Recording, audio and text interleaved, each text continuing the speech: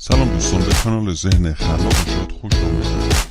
در این ویدیو می‌خواهیم در مورد 5 ویتامین مهم که برای سلامتی قلب و عروق مهم هستند اطلاعاتی رو براتون تهیه کردیم.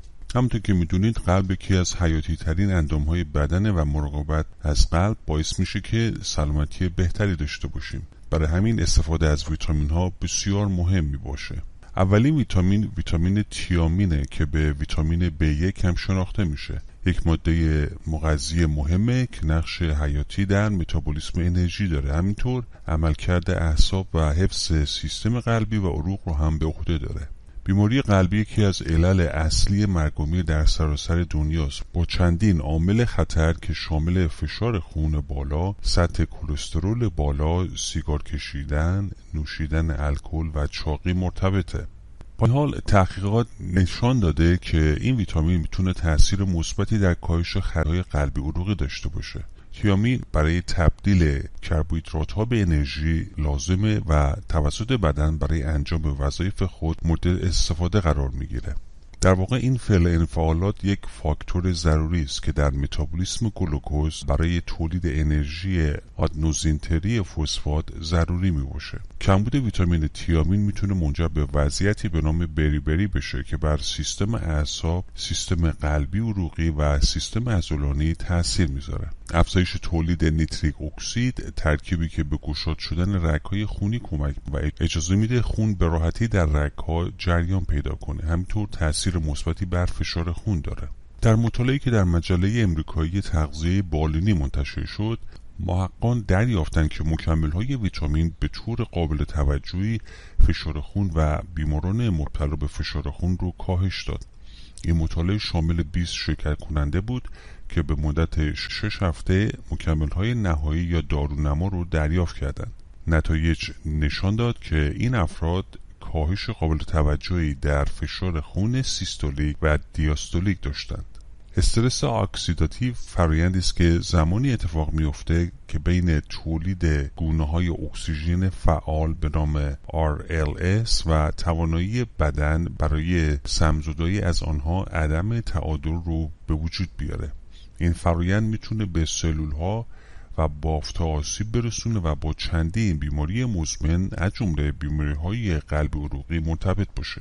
تیامین دارای خواص آنتی اکسیدانی است، به این معنی که میتونه به کاهش تلاش‌های استخراج استرس اکسیداتیو کمک کنه. مطالعه‌ای که در مجله بیوشیمی و تغذیه منتشر شد، محققان دریافتند که ویتامین‌های مکمل باعث کاهش سطح نشانگرهای استرس اکسیداتیو در بیماران مبتلا به نارسایی قلبی شد.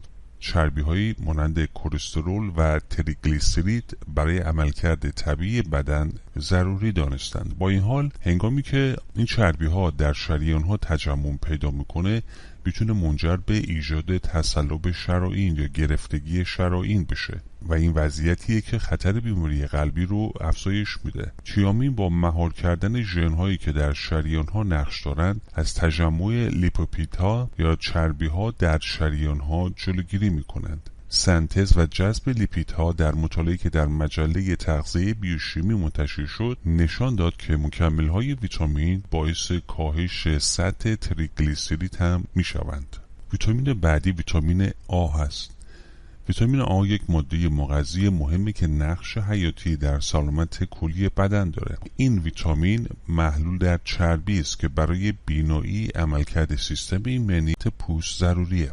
علاوه بر این، فواید تحقیقات اخیر نشان داد که ویتامین آ همچنین میتونه سلامت قلب رو هم بهبود ببخشه. سطح کلسترول بالا یک عامل خطر مهم برای بیماران قلبی است. ویتامین آ با افزایش بیان ژن‌هایی که در متابولیسم کلسترول نقش دارند به کاهش سطح کلسترول کمک می‌کنند. یک مطالعه منتشر شده در مجله بیوشیمی تغذیه نشان داد که مکمل ویتامین آ باعث کاهش سطح کلسترول در موش‌ها شد و همچنین حساسیت به انسولین رو هم بهبود بخشید. در واقع مقاومت به انسولین یکی دیگر از عوامل خطرزاست. در واقع ویتامین آ باعث بهبود حساسیت به انسولین میشه که میتونه به کاهش خطر بیماری قلبی کمک کنه. یک مطالعه دیگر منتشر شده در مجله شیمی بیولوژیکی نشان داد که ویتامین ای باعث بهبود حساسیت به انسولین در موش‌های چاق شد. در واقع مصرف روزانه توصیه شده ویتامین آ بسته به هر فرد و جنسیت متفاوته. مردان بالغ تقریباً 900 میکروگرم ویتامین آ در روز نیاز دارند، در حالی که زنان بالغ تقریباً 700 میکروگرم در روزه. همینطور زنان باردار و شیرده به مقادیر بیشتری ویتامین آ نیاز دارند که در مصرف توصیه شده بسته به مرحله بارداری یا شیردهی متفاوته. توجه به این نکته ضروری است که مصرف ویتامین بیش از حد آ میتونه سمی باشه و منجر به اثرات نامطلوبی بشود. بنابراین رعایت مقدار توصیه شده روزانه و پرهیز از استفاده حد بالا که 3000 میکروگرم در روز برای مردان و زنان بالغ است ضروری می باشد. ویتامین بعدی ویتامین نیاسینه که به عنوان ویتامین B3 هم شناخته میشه. در واقع نیاسین یک ویتامین محلول در آبه که نقش اساسی در سلامت قلب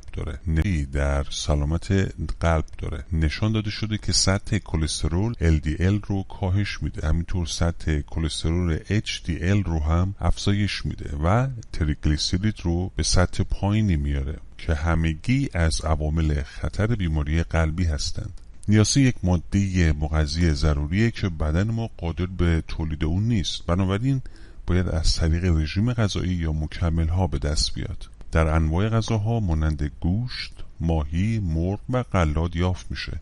با این حال اکثر مردم به اندازه کافی نیاسین رو از طریق رژیم غذایی خودشون دریافت نمی‌کنن. به همین دلیله که ممکنه مصرف مکمل ها نیاز باشه. تحقیقات نشان داده که نیاسین فواید متعددی برای سلامتی قلب داره. یکی از مزایای اصلی اون توانایی اون در کاهش سطح کلسترول LDL که میتونه منجر به حمله قلبی، سکته مغزی و سایر بیماری‌های قلبی عروقی بشه. میکنه که باعث کاهش میزان کلسترول LDL در جریان خون هم میشود.